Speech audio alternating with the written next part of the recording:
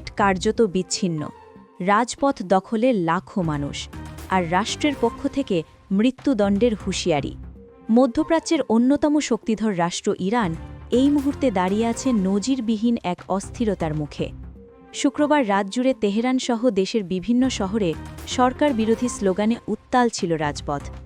অন্ধকার শহরে ভেসে এসেছে ক্ষোভ, ভয় আর অনিশ্চয়তার শব্দ। সামাজিক যোগাযোগ মাধ্যম বন্ধ, বিদেশি সাংবাদিকদের প্রবেশ কঠোরভাবে নিয়ন্ত্রিত। তবু যে ছবি বেরিয়ে আসছে তা গভীর সংকটের ইঙ্গিত দিচ্ছে।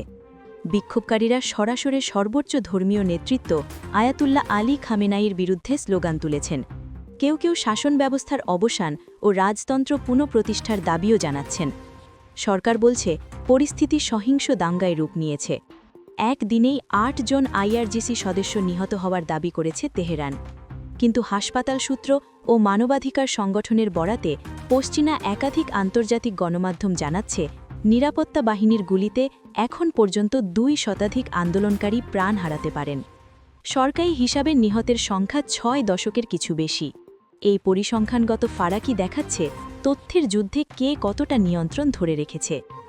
ইন্টারনেট ব্ল্যাকআউটের মধ্যেও বিক্ষোভ ছড়িয়ে পড়েছে ইরানের ৩১টি প্রদেশে। গ্রেফতার করা হয়েছে আনুমানিক ২৫০০ মানুষকে।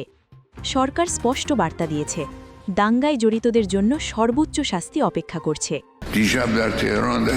গতরাতে তেহরান সহ বেশ কিছু জায়গায় একদল ভাঙচুরকারী এসে তাদের নিজেদের দেশের ভবন ধ্বংস করেছে।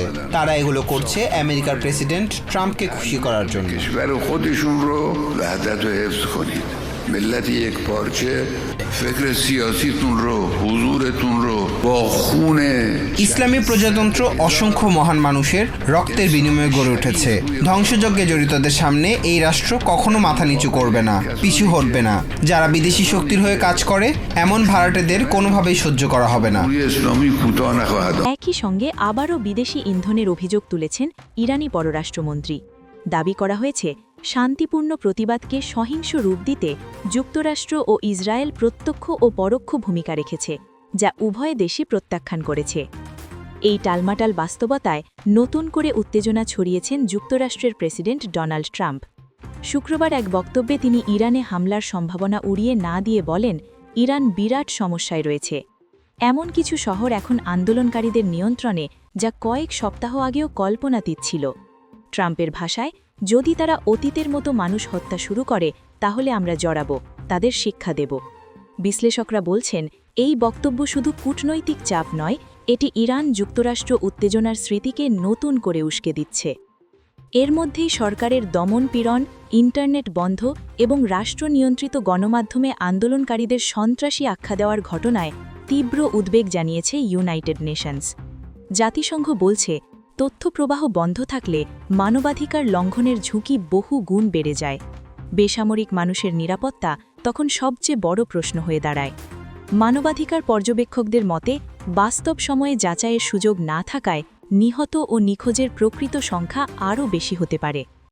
ইরানের ইতিহাসে গণবিক্ষোভ নতুন নয়, কিন্তু এবারের আন্দোলন আলাদা, কারণ এটি একদিকে অর্থনৈতিক সংকট, অন্যদিকে রাজনৈতিক স্বাধীনতাকে এক সুতোয় বেঁধেছে।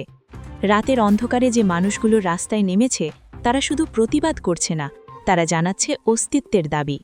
সামনে কয়েকটি দিনই বলে দেবে তেহরান সংলাপের পথে হাঁটবে নাকি কঠোর দমনেই ভর করবে, আর সেই সিদ্ধান্তের প্রভাব পড়তে পারে পুরো অঞ্চল জুড়ে।